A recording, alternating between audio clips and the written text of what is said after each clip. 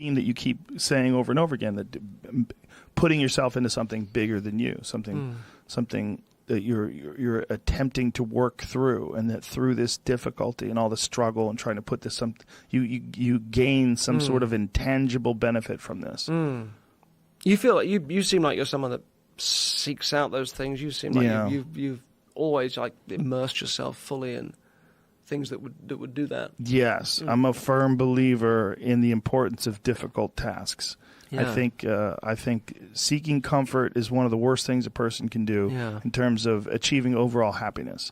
I think overall happiness, a lot of it comes through this amazing sense of wonder and the unknown and possibilities and working towards things with this embracing of, having no idea what the result is going to be, no idea where this is going to go, and being genuinely nervous about it every step of the way. And do you find that, because normally having the language for something means that it doesn't come naturally, because if that came entirely naturally, or the things I'm saying, if they completely I'd always been like that, you wouldn't have the language, because they'd just be entirely unconscious. So you found, this is stuff that you've found and then learned to articulate, but because it's not an easy thing. It's not an intuitive thing. That maybe life is essentially difficult, and these lovely happy moments we have are wonderful, but they're not the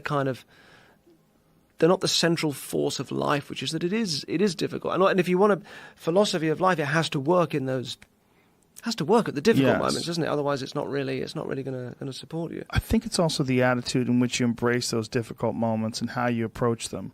If you relish them and understand that there's going to be some genuine benefit from getting through these, and whether it's a physical thing or a mental thing, whether it's a creative thing, whatever it is that's difficult, like just embrace this massive struggle and enjoy this, like just the puzzle of it all, the majesty of the unknown.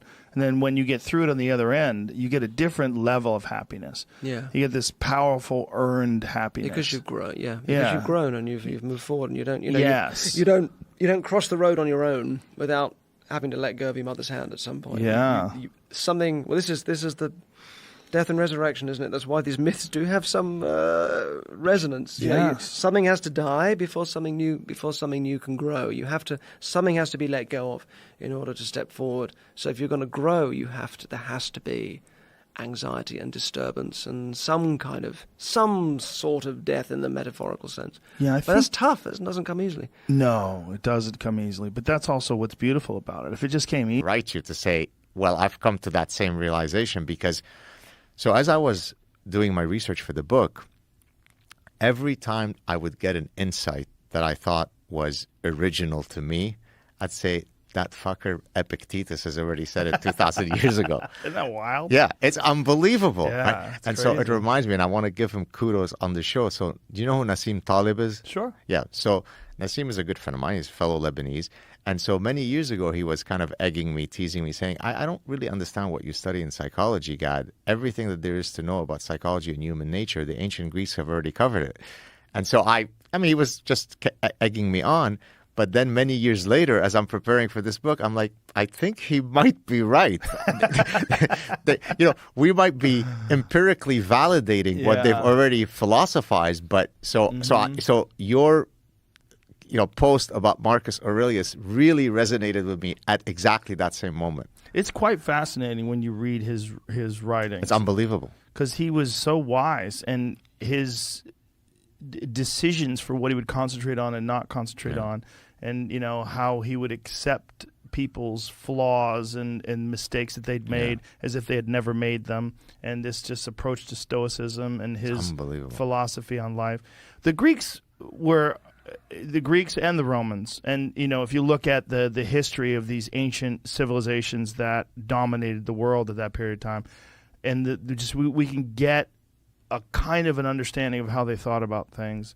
It's, to me, one of the more amazing things about history is to peer into it's almost like we have a little bit of a time machine to peer into the mindset of these people that were so wise thousands and thousands of years ago, and that their words are applicable today. Yeah.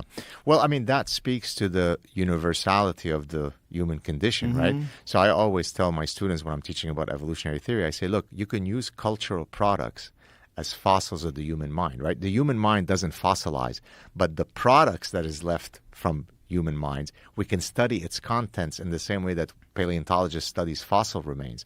So I can connect to the mind of an ancient... Never things are going to be published. Like pretty much every other book ever written was like a writer writing to an audience. Yeah.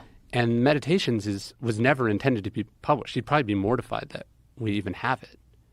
And so it was just a kind of philosophy and a way of thinking that I hadn't heard in any school, in any class from any adult in my life. And I was like, I want to tell people about this. Marcus Aurelius, one of the more interesting things about the stuff that he writes is how relevant it is today. Like when you read it, you wouldn't imagine that this is being written by a man. Like how many years ago was that? 1900, 2,000 years ago. He's writing in like the mid 150s, 160s AD.